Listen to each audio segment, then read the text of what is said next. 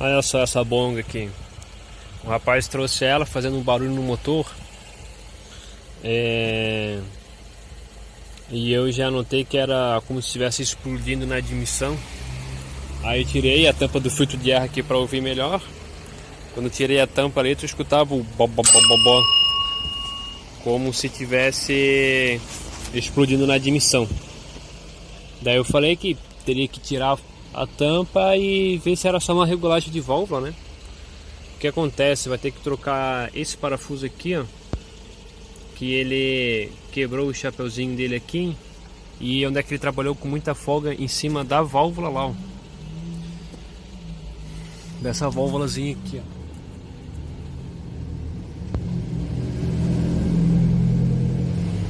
Ele chegou a dar uma machucada na válvula, mas nada grave. E para nossa alegria, quando eu tirei a tampa de válvulas aqui, puxou fora essa rosca desse parafuso aqui, ó. Olha lá, ó, sem rosca nenhuma. Desse aqui, ó. E agora eu vou furar aqui e colocar uma rosca postiça ali. E é isso aí. Às vezes você faz um orçamento acreditando que é uma coisa e é outra. Aqui também o carro já está bem mexido, porque você nota assim, ó, parafuso de um tipo e outro de outro. Ó, ali é um, aqui é outro, aqui é outro. E aí vai a misturança. Mas é isso aí.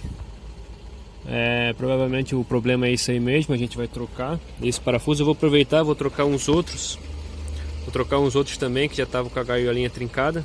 Essa gaiolinha de plástico aqui, né, que ela segura essa pecinha móvel aqui, para não bater em seco em cima da válvula.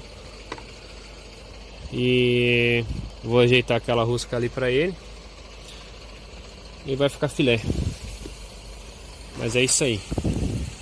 Devia ter mostrado o vídeo dela antes, o barulho que ela fazia.